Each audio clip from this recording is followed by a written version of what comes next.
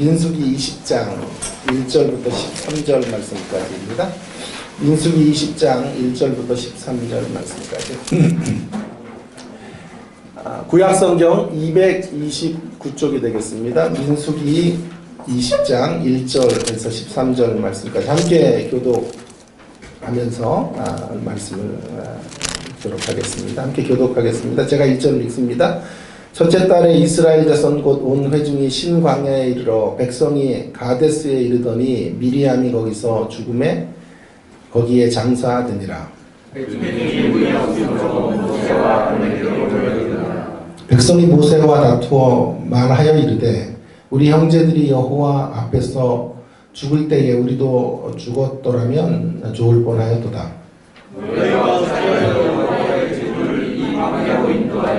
우리와 우리 짐승이 다 여기서 죽게 하느냐. 너희가 어찌하여 우리를 애굽에서 나오게 하여 이 나쁜 곳으로 인도하였느냐. 이곳에는 파종할 곳이 없고 무화과도 없고 포도도 없고 송류도 없고 마실 물도 없도다.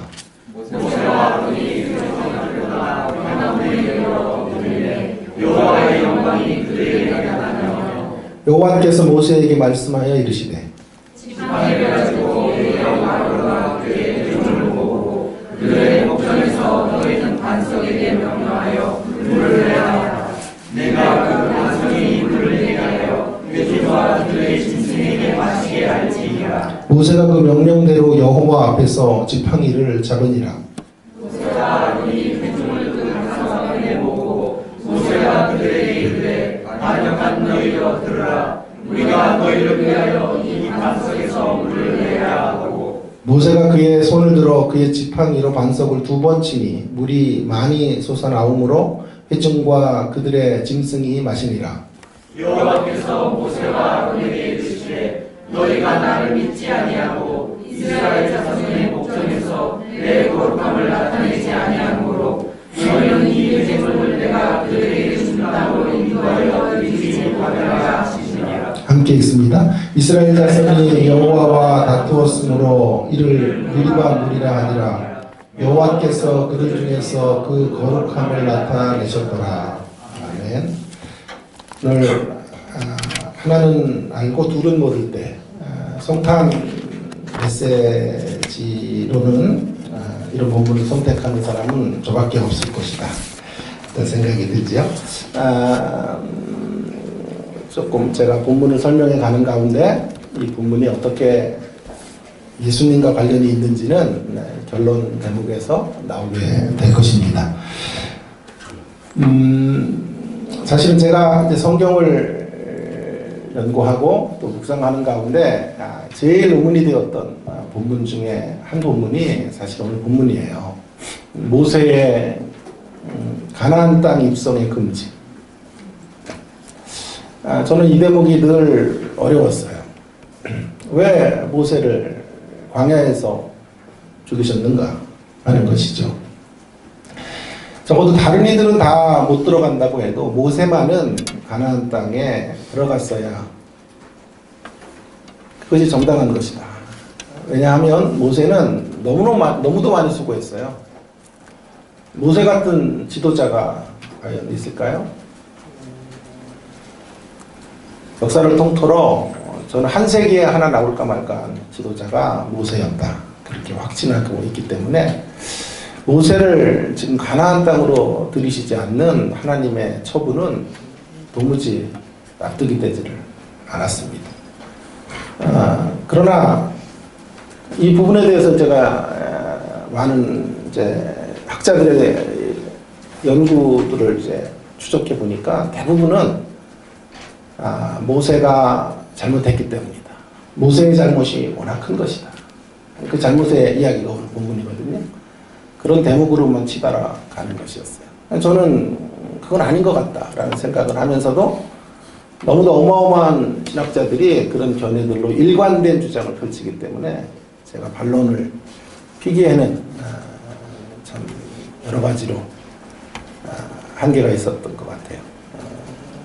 근데 이쯤 돼서는 제가 반론을 펴도 되지 않을까 싶습니다.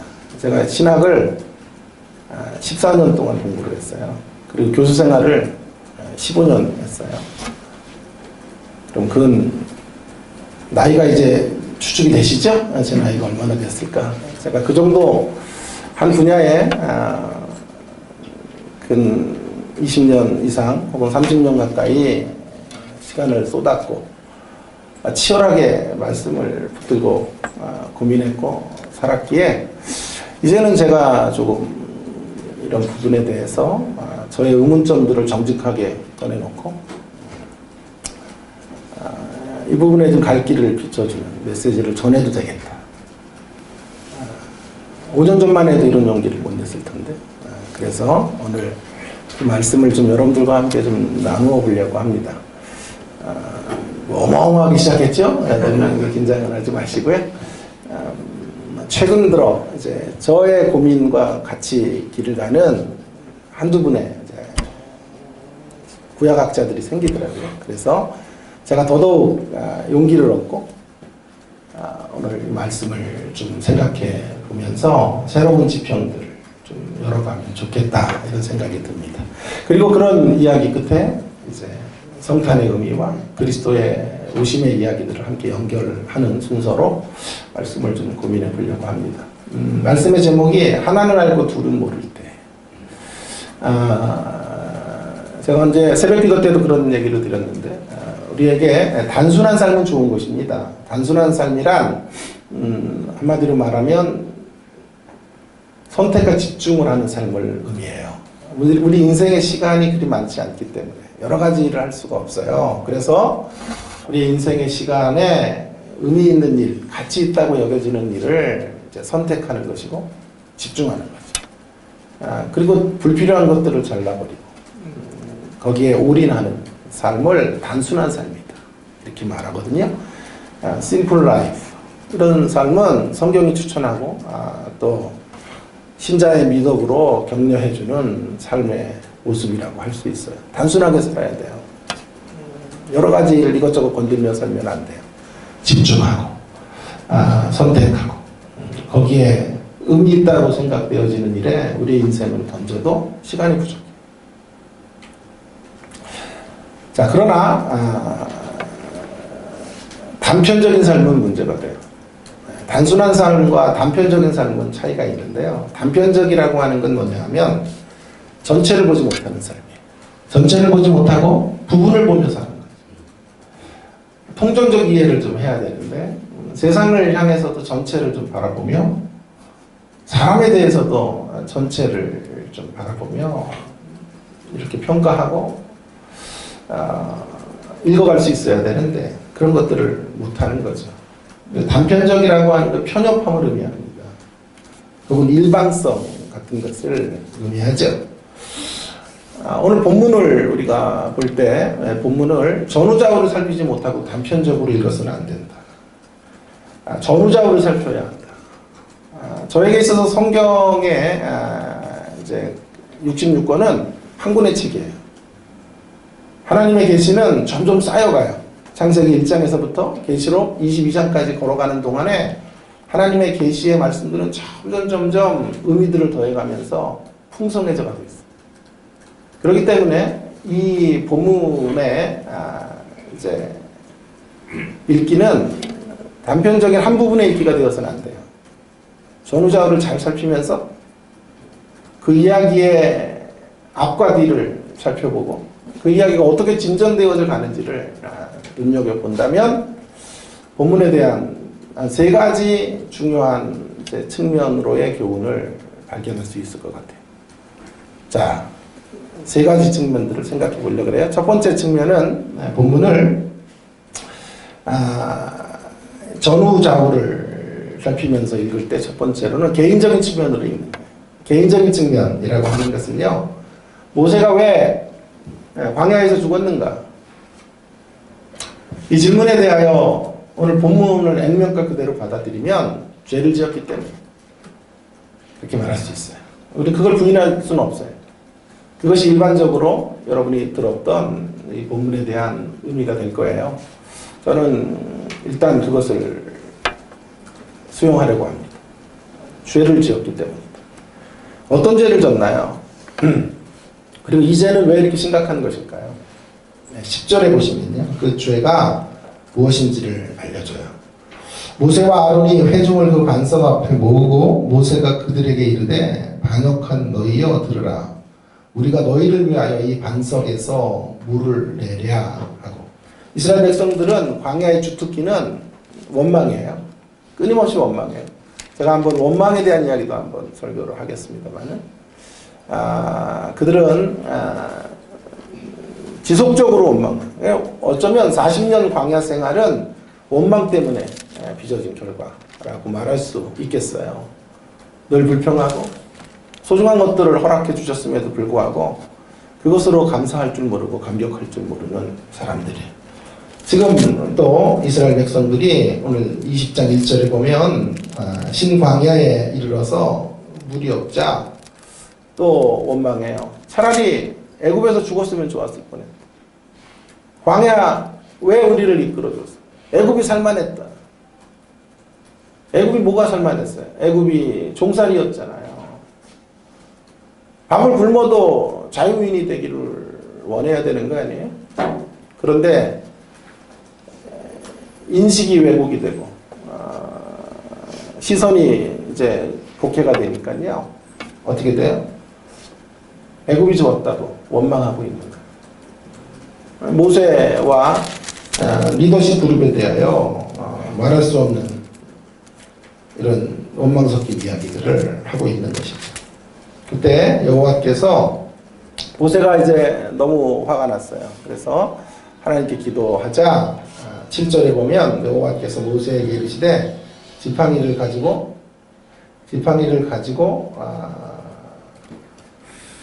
8절에 모세 지팡이를 가지고 내 형 아론과 함께 회중을 모으고 그들의 목전에서 너희는 반석에서 명하여 물을 내라. 잘 보세요. 반석에서 명해서 물을 내라고 말씀하셨어요. 그렇죠? 그러니까 이렇게 해야 되는 거죠. 반석아 물을 내라. 그렇게 했어야 된다는 거예요. 그런데 모세가 그런 기도응답을 받고 백성들에게 가서 행동한 것은 달랐어요. 어떻게 행동했냐 하면 10절에 모세와 아론이 회중을 그 반석에 앞에 모으고 모세가 그들에게 이르되 반역한 너희여 들으라. 우리가 너희를 위하여 이 반석에서 물을 내랴. 여러분, 이 물을 내시는 주체는 하나님이시죠. 그죠? 그래서 하나님이 물을 내라고 하신 명령을 따라 수종 드는 사람들이 모세와 아론일 텐데 이제 주체가 바뀌었어요. 우리가 너희를 위해서 물을 내야 되겠냐? 물을 내줄까? 이 패역한 인간들아. 너희들은 인생도 아니야. 어떻게 이렇게 원망할 수가 있어? 내가 너희를 위해 어떻게 살았는데? 모세가 지금 하나님의 자리를 월권하고 있는 거예요. 심각한 죄. 하나님이 하시는 일들을 자신이 한다고 말하고 있는 거죠. 내가 너희를 위해서, 우리가 너희를 위해 물을 내줄까? 그렇게 물이 필요해? 이렇게 분노하고 있는 것이죠. 그러면서 반석을 2번 쳤어요. 반석을 치라고 하시지 않았죠? 반석을 치라 그러시지 않았죠? 반석에게 명하라 그러셨죠? 반석아 물을 내라 라고 명하라고 하셨는데 분노한 모세가 반석을 2번 내리친 거예요. 그게 죄예요. 그것으로 모세는 꿈에도 그리던 가나안 땅을 바라만 보고 광야에서 죽을 수밖에 없어요. 여러분, 이것이 왜 심각한 죄일까요? 예. 하나님의 고난을 월권하는 것은 하나님이 가장 미워하시는 행위예요. 하나님의 왕 되심과 주인 되심을 가로채는 거죠. 선악과가 그런 거 아니에요? 이 땅의 주인이 하나님인 것을 표시하는 것이 선악을 알게 하는 나무를 열매를 따먹지 않는 것으로 우리 인생의 주인이 하나님입니다 라는 고백을 드려야 되는데 그것을 따먹는 것으로 하나님의 자리로 우리가 올라가는 거죠. 지금 모세의 행동이 바로 그런 거죠. 하나님이 하시는 일들을 자신이 한다고 생각하고 자신의 능력과 권한 속에서 이 일들이 이루어지고 있다고 생각하는 착각을 하고 있는 거예요.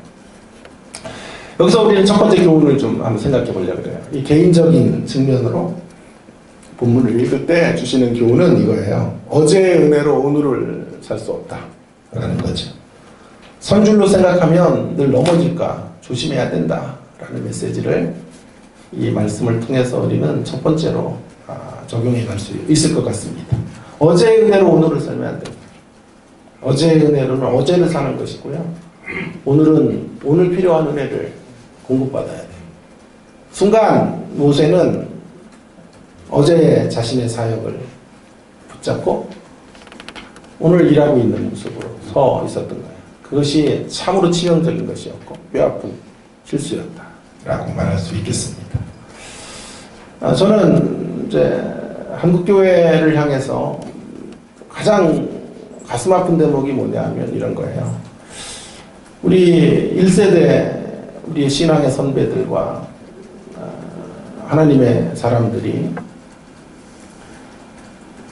정말 잘했어요. 이렇게 한국교회 토대를 잘 마련했다고요.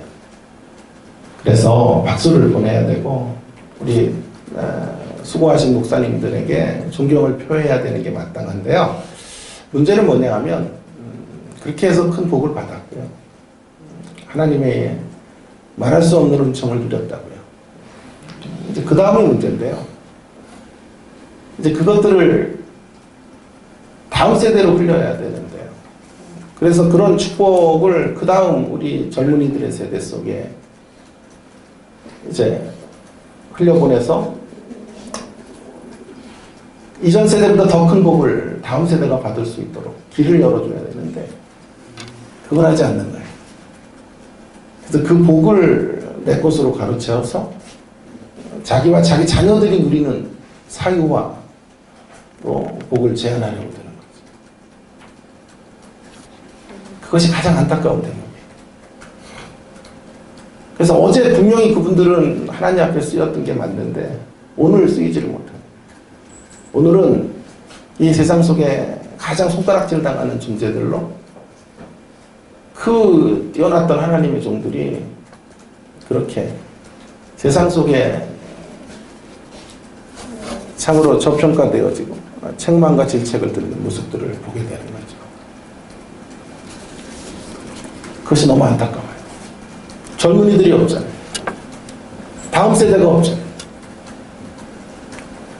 부모의 신앙의 이런 열기들이 다음 세대로 전달이 되나요? 교회마다 이런 일들이 중단되고 있어요. 어제의 은혜로 오늘을 살 수 없어요. 오늘 주신 새로운 은혜들을 간구하시고 오늘 나를 붙잡아 주시는 그런 풍성한 은혜로 신자됨의 길을 다시 힘있게 걸어가시는 주님의 십자가 교회 모든 성도님들 되기를 주의 이름으로 부탁을 드립니다. 섰다고 생각하면 늘 넘어질까 조심하면서 살오름판을 걷는 것처럼 우리는 신앙의 걸음들을 걸어가셔야 돼요. 하나님께서 우리 인생을 침상에 던지시면 누구도 일어날 인생들이 없어요. 그런 연약한 자들이고 그렇게 부족한 인생들임을 고백하며 어찌하든지 주님 살려주세요. 어찌하든지 주님 그저 불쌍히 여겨주세요. 하는 간구밖에는 드릴 것이 없어요. 제가 제일 많이 하는 기도예요. 하나님 그저 우리 부모님들 살려주시고 그저 우리 가정들 살려주시고 그저 저를 불쌍히 여겨주셔서 살려주세요. 손주로 생각하면 늘 넘어질까 조심하시고 살아가셔야 돼요. 모세가 그런 초심을 잃었을 때 이런 어마어마한 대가를 치러야 했던 것이죠. 두 번째. 자, 이제부터는 조금 이 이야기를 좀 더 넓혀서 이 개인적인 측면에서 모세가 혹은 지도자들이 가졌던 죄에 대한 문제, 하나님을 월권했다라고 하는 것, 하나님의 자리를 침범했다라고 하는 것, 이것이 얼마나 무서운 죄인지를 경종하려고 하나님은 모세의 가나안 입성을 막았다 이렇게 말할 수 있을 거예요. 자, 그러나 조금 이제부터 더 넓은 영역으로 전후좌우를 살펴서 본문을 조금 더 읽어보면 좋겠습니다. 두 번째로는요, 그렇게만 본문을 보면 안 된다고 생각해요. 개인적인 측면으로만 보면 풀리지 않는 대목들이 너무도 많아요. 그래서 두 번째, 세 번째가 더 중요한데 하여튼 두 번째로는요, 공동체적인 측면으로 본문을 읽어야 된다라고 제안하고 싶어요. 개인적인 측면을 넘어서 이제 공동체적인 측면으로 이 본문을 읽어보겠습니다. 공동체의 지도자로서 맞이하게 되는 심판이다라고 보면 더 큰 영역의 읽기가 될 것이고 전후좌우를 좀 살펴보는 읽기가 될 거예요. 신명기 3장 26절로 한번 가보겠습니다. 민수기 다음에 신명기로 한번 가볼까요? 신명기 3장 21절. 신명기 3장 21절. 모세가 이제 자신이 가나안 땅에 입성할 수 없는 것 때문에 하나님 앞에 원망을 하자 하나님께서 주신 이제 답에 대하여 모세가 말을 하고 있는 대목인데요. 저는 여기가 이 본문을 푸는 중요한 이런 승부처라고 생각해요. 26절 찾으셨어요? 신명기 3장 26절 함께 읽겠습니다. 시작. 여호와께서 너희 때문에 내게 진노하사 내 말을 듣지 아니하시고 내게 이르시기를 그만해도 족하니 이 일로 다시 내게 말하지 말라. 지금 모세가 뭐라고 말하냐 하면 너희 때문에, 이 중요한 구절이에요. 너희 때문에 내게 진노하사. 물론 모세가 지금 아직도 분이 안 풀린 거죠. 백성들의 이 패역한 모습들 앞에 모세가 아직도 화가 나 있는 모습이라고 해석할 수도 있겠지만 우리는 그렇게만 본문을 볼 필요가 없고요. 이 안에 하나님의 중요한 메시지가 담겨져 있다고 파악해야 될 것입니다. 여호와께서 너희 때문에 라고 하는 말은 단순한 원망이 아니고요. 공동 운명이다 이런 말이에요. 그러니 모세는 공동 운명체인 거죠. 출애굽 1세대와 공동 운명체. 출애굽 1세대는 사실은 광야에서 모두 죽었어요. 두 사람 외에는 광야에서 모두 죽었고 이제 광야에서 자라난 세대가 가나안 땅에 들어가게 되거든요. 자, 모세가 바로 그 출애굽 1세대의 지도자였고 그들과 함께 동고동락하며 운명을 같이 하는 존재들이다 라고 하는 것을 성경은 알려줘요. 이 두 번째 읽기가 이제 힌트가 되는 거예요. 세 번째 읽기를 위해. 그래서 하나님에게 항변했더니 그만해라. 족한 줄 알아라. 이렇게 말씀하셨다는 거예요. 그만해도 됐으니 다시 이 문제 가지고 나랑 변론하지 말자. 하나님이 그렇게 답하신 거죠. 너희 때문에. 너희들과 함께 이 길을 걸어가야 될 사람이 나이기 때문에 나는 광야에서 가나안 땅에 입성할 수 없는 것이다 라고 말하는 거죠.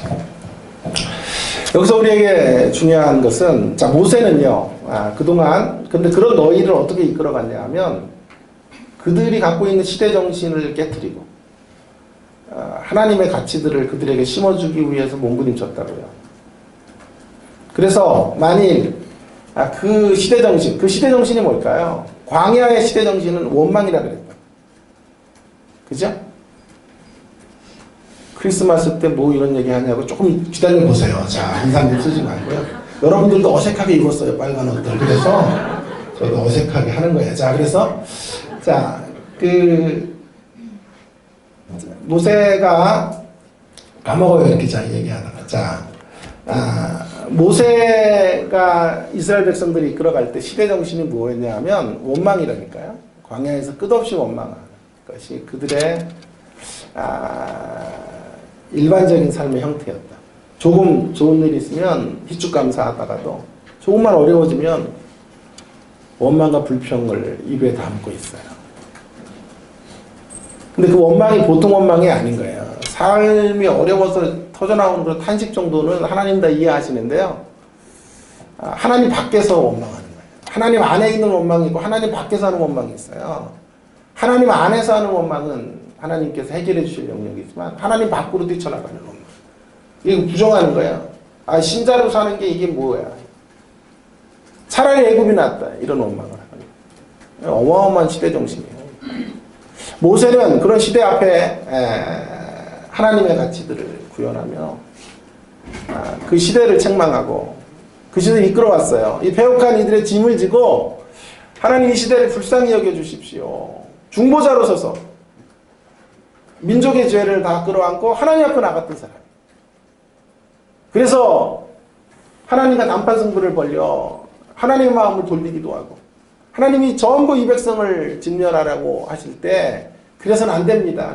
하나님의 이름과 명예를 실추시켜서는 안 됩니다. 하나님을 달래고 또 백성들을 무릎 꿇게 해서 하나님과 평화의 길로 나갈 수 있도록 만들었던 지도자가 모세가 아닙니까? 그러다가 모세마저도 시대정신에 함몰된 거예요. 모세마저도 지금 본문에 이르러서는 그 시대의 거대한 물결 앞에 자기 자신을 지키지 못하고 거룩한 영향력으로 그 시대를 변화시키지 못하고 시대의 물결 앞에 그도 원망의 바이러스에 감염이 돼버린 거예요. 그래서 두 번째 교훈은 이거예요. 오늘 본문 전후좌우를 살펴서 읽을 때 두 번째 교훈은 어떤 경우에도 시대정신에 함몰되지 말아야 한다 라는 것이죠. 충분히 모세의 입장이 공감이 됩니다. 모세는 그럴만했어요. 너무나 많이 참았고 너무도 많이 희생을 했기 때문에 모세가 이렇게 분노하는 것은 어찌 보면 인간적으로는 참으로 정당한 것이었지만 그러나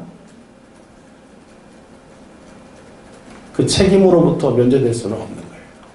마찬가지예요. 충분히 우리의 삶에서 우리가 망가져 사는 것을 공감할 수 있어요. 그런 환경에서는 그렇게 행동할 수밖에 없어요. 그런 현실을 만났기 때문에 이런 아픔의 날들을 살아야 하고 원망의 시간들을 가질 수밖에 없어. 그렇게 말할 수 있어요. 그러나 기억하십시오.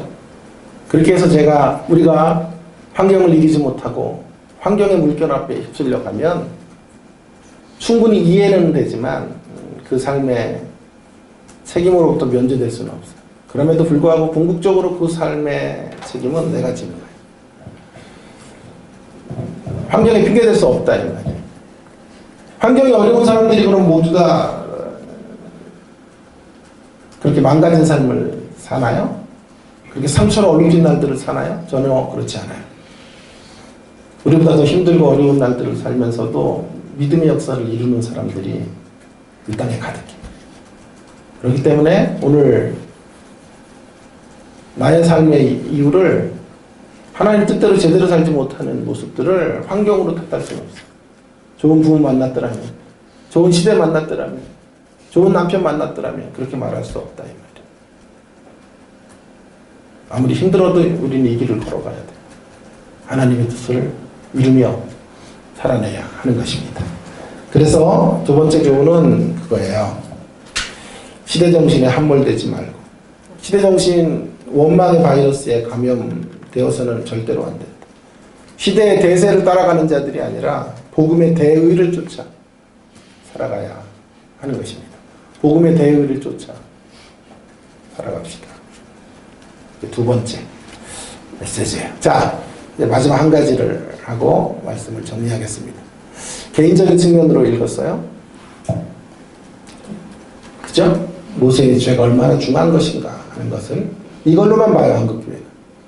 그래서 제가 조금 더 넓혀서 볼 수 있는 두 번째 시야를 여러분에게 드렸어요. 공동체와 함께 같은 운명을 살아내야 되는 지도자이다 라고 하는 쪽에 성경은 강조점을 두고 있어요. 세 번째가 이제 오늘 성탄의 메시지와 관련이 있을 텐데 조금 더 넓혀서 본문을 전후좌우로 이렇게 살펴서 보면 세 번째로는요, 구원 역사적인 측면으로 본문을 읽을 수가 있어요. 이 본문은 경종을 위한 메시지만이 아니에요. 이렇게 살면 안 된다라는 경종만이 아니라 이 본문 안에, 이 이야기 안에 은혜와 영광의 국면도 있어요. 한국교회는 이걸 놓쳤던 것 같아요. 은혜와 영광의 국면을 포착해야 돼요. 자, 그러면서 구원 역사적인 시선으로 모세의 광야 죽음을 해석해야 돼요. 모세는 실수했지만, 자, 모세는 실수했죠. 다시 돌아가 봅니다. 모세가 뭘 실수했어요? 반석에게 물을 명하면 되는 거죠. 물이 나오게 해라, 반석아. 하나님이 명하셨으니 물이 솟아나게 해라. 이렇게 명령했어야 되는데, 분노한 모세가 지팡이를 들고 반석을 내리친 게 문제가 됐죠. 이게 하나님을 향한 월권이었다고 말씀을 드렸어요. 그죠? 자, 그런데 그랬으면 잘못된 방식을 쓴 거죠?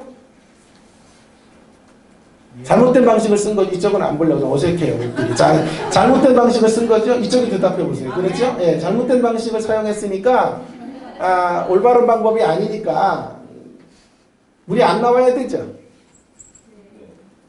하나님 원하는 방법대로 하지 않았으면 물이 솟아나지 말아야 되는데, 놀라운 것은 물이 솟아났나요? 안 솟아났나요? 솟아났죠? 예, 물이, 반석에서 물이 터졌어요. 그래서 백성과 온 가축들이 풍족히 먹었죠. 그러니 오늘 본문에는 하나님의 진노나 하나님의 심판의 이야기만 있는 게 아니에요. 그럼에도 불구하고 그 안에 역사하시는 은혜의 국면들이, 하나님의 영광의 국면들이 있는 거예요. 신약에 오면 이 반석을 우리는 예수님이라 말할 수 있겠습니다. 예수님을 지칭하는 표현이죠. 예수님께서 이 땅의 모든 인생들에게 오셔서 그를 영접하는 모든 생애들에게 반석이 되시기 위한 거예요. 반석되기 위해 오셨어요. 풍족한 물을 나누어 주어 더 이상 목마름이나 갈증이 없는 삶으로 저와 여러분의 인생을 초청하기 위하여 그리스도께서 아기 예수로 이 땅에 탄생하신 거예요. 자, 그런데 중요한 건 지도자의 이런 실패에도 불구하고 반석에서 물이 나오는 거예요. 모세의 허물에도 불구하고 반석은 열리고 물이 터지게 되는 것이죠. 이 땅에 수많은 지도자들의 연약함에도 불구하고, 교회의 부족에도 불구하고 예수님은 오늘도 일하세요. 교회를 보면 소망이 없어요. 영적인 지도자들을 보면 모세와 같이 이렇게 실수하고 넘어지고 하나님의 자리를 월권하는 일들이 이 땅의 교회들 가운데 가득하지만, 그럼에도 불구하고 주님은 일하세요. 그럼에도 불구하고 성탄의 메시지는 기쁜 소식이에요. 주님에게 나오는 모든 자들, 그 이름을 영접하는 자들에게 생수를 경험케 하시고 풍족한 은혜의 자리로 우리를 이끌어 주시는 거예요. 그 사실을 예표적으로 말해주는 본문이 민수기 20장의 본문이에요. 자, 그렇다면 이런 하나님의 궁극적인 구원 역사 속에 모세의 역할이 무엇인지를 생각해 볼 필요가 있어요. 하나님의 구원의 이 큰 드라마, 결국 실패와 좌절과 패배로 끝나지 않을 인생의 이야기, 승리와 이김과 영광의 이야기로 끝나게 될 하나님의 이 위대한 반전과 새로운 역사의 이야기를 본문이 담고 있죠. 그 역사 속에 그러면 모세는 어떤 부르심을 받은 것인가 하는 문제를 좀 잠시 생각을 해볼 필요가 있어요. 여러분, 모세는 사실은요, 원래부터 가나안을 입성하기로 계획된 존재가 아니에요. 사실은요. 모세는 원래 사명이 뭐냐 하면 이스라엘 백성들을 애굽에서 인도해내서 광야까지 이끌어가는 거예요. 자, 가나안의 입성 문제와 관련해서 소중한 대목은 뭐냐 하면 가나안에 입성하는 것만큼 중요한 것이 있어요. 가나안을 정복할 만한 실력자들로 준비시켜놔야 돼요. 그러니까 광야가 필연적인 거죠, 사실은. 그들의 죄의 결과로 광야가 주어진 것이 뿐만이 아니라 그러나 광야는 필연적인 거예요. 흔히 필요악이라고 말하죠. 필요악이라는 말을 여러분 아시죠? 잘못된 거지만 필요한 거예요. 성경에 광야의 이스라엘의 40년은 마치 이런 필요악과 같은 거예요. 그들의 허물이고 죄악이지만 필요했던 거예요. 모세의 죽음도 마찬가지예요. 모세의 죽음도 필요악의 모습이라고 할 수 있어요. 그것은 잘못된 거였죠. 잘못된 결과로 주어진 것이지만 그러나 모세는 광야에서 죽어야 하는 역할을 사실은 부름받고 있는 거예요. 어떻게 하냐면 출애굽기 3장 10절을 보겠습니다. 출애굽기 3장 10절. 출애굽기 3장 10절.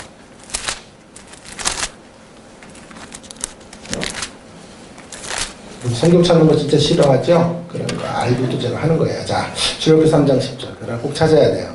자, 3장 10절을 한번 같이 읽을까요? 시작. 이제 내가 너를 바로에게 보내어 너에게 내 백성 이스라엘 자손을 애굽에서 인도하여 내게 하리라. 여러분, 모세를 향한 하나님의 원래적 부르심이 뭐였냐 하면, 모세를 향한 하나님의 사명이 뭐였냐 하면 애굽에서 내 백성을 인도해내는 거예요. 애굽에서 인도해내는 사명. 그래서 광야의 길을 걸어가도록 하는 사명이 모세를 향한 사명이에요. 그러니까 이렇게 말씀하지 않았죠. 애굽에서 내 백성을 인도해내서 네가 가나안 땅으로 드릴 것이다. 그렇게 말씀하지 않았다. 그러니 모세를 향한 하나님의 사명은, 역할은 이스라엘 백성들을 애굽의 압제로부터 건져내서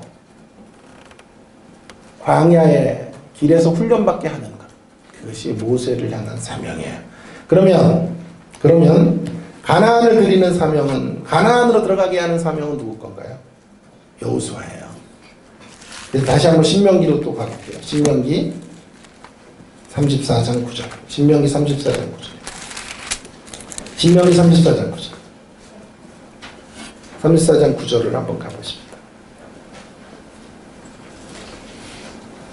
모세가 눈의 아들 여호수아에게 안수하였으므로 그에게 지혜의 영이 충만하니 이스라엘 자손이 여호와께서 모세에게 명령하신 대로 여호수아의 말을 순종하였더라.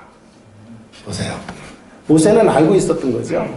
모세는 직감하고 있었던 거예요. 하나님의 경륜이 어떻게 펼쳐지는지를 모세는 상세히 알고 있었어요. 그래서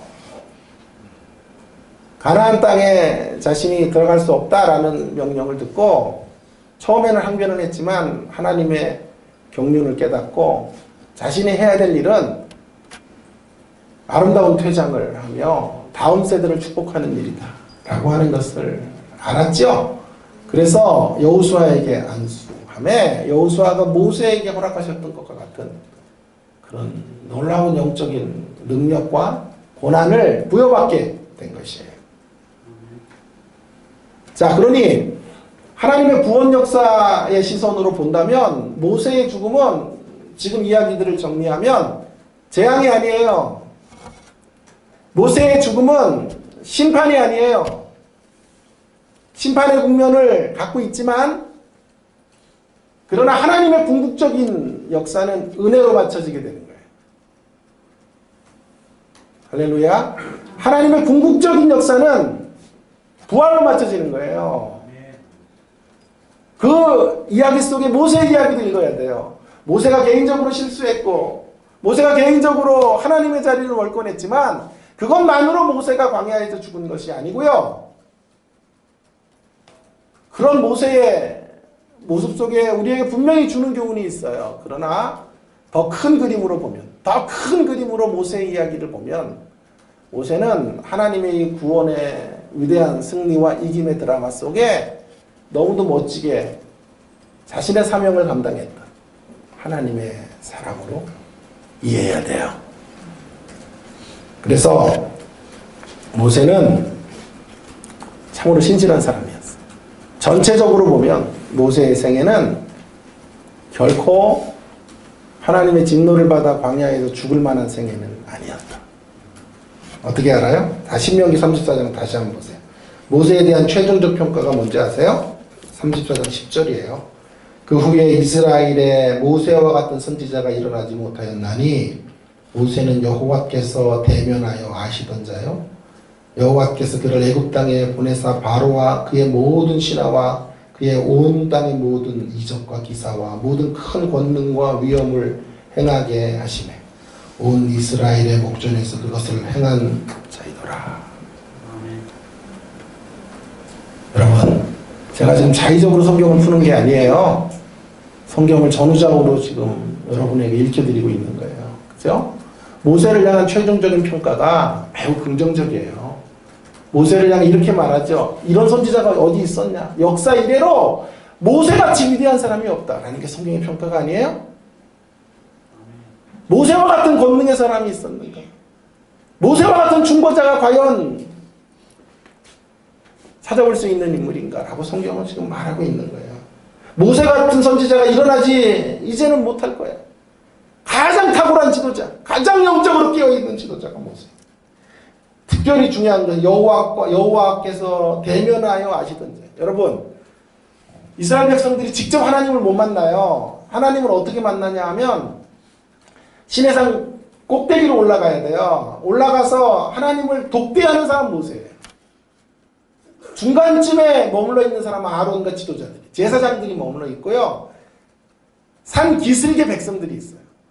백성들이 직접 하나님의 말씀을 받는 게 아니고요. 하나님이 모세를 독대해서 모세에게 주의 말씀을 주세요. 그리고 모세가 받은 말씀을 지도자들에게 전달하고 그 지도자들이 함께 내려가서 백성들을 가르치는 방식으로 하나님 역사하셨다.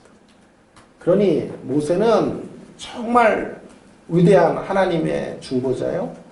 하나님과 직접 대면해서 하나님의 뜻을 전달할 수 있었던 하나님의 종이었어요. 성경은 그 사실을 지금 놓치지 말 것을 우리에게 말하며 모세의 한 생애를 향하여 박수쳐 보내고 있는 거예요. 하나님의 구원 역사 속에 모세는 너무도 아름답게 쓰여졌다라는 게 성경의 최종적인 평가인 것입니다. 여기서 우리에게 주시는 교훈이 뭐냐 하면요. 하나님은 우리를 통해서 시대마다 일하신다는 거예요. 가나안 땅에 들어가는 것만큼 소중한 일은요. 가나안 땅에 들어갈 수 있는 사람들을 만드는 것이 소중해요. 가나안에서 살 수 있는 실력자들을 길러내는 것. 그 일이 하나님 편에서는 매우 중요한 일이었어요. 그래서 모세는 개인적으로는 억울하죠. 이런 지도자가 가나안 땅에 들어가야 마땅하지만 자신의 억울함을 꺾고 하나님의 배역, 하나님이 자신에게 주신 역할에 충실하기로 결심하고 자신의 인생을 마감할 때 모든 고난을 여호수아에게 넘기고 눈이 흐려지지 않은 채 그는 하나님의 부르심을 받은 거예요. 그의 삶이 끝나는 날 하나님은 더 이상 이 땅 위에 단 하루도 남겨놓지 아니하시고 이렇게 주님과 대면했던 지도자를 주님 품에 안으시고 하나님의 나라에 영접해 주신 거예요. 우리는 그 배역을 오늘도 살아야 한다라는 것입니다. 나에게 무슨 배역이 주어져 있느냐 하는 게 아니라 그저 배역에 신실하게 살아가면 되는 거예요. 어떤 배역을 주셨든지 간에 누구와도 비교하지 말고 비교당하지도 말고 나에게 주신 나의 배역을 살아내야 돼요. 하나님이 바라보시는 건 배역의 크기가 아니에요. 달란트의 크기가 아니에요. 우리에게 주신 달란트에 얼마나 충실할 수 있느냐 하는 것을 언제나 묻고 계세요. 무엇도 억울하지 않아요. 그 무엇도 원망스럽지 않아요. 우리의 삶이 되돌아보면 원망할 대목이 많아 보여요. 그죠? 좋은 환경에서 좀 살았더라면 이보다 좀 나았지 않았을까 이런 생각이 들기도 하고 내 인생의 국면마다 하나님이 좀 간섭해 주셨으면 어떤 이의 표현처럼 시간을 다시 좀 되돌릴 수만 있다면 좋았겠다라는 인생의 시점들이 있을 거예요. 그럼에도 불구하고 궁극적으로 더 큰 그림으로 보면 우리의 인생에는 원망은 없어요. 배역이 있을 뿐이에요.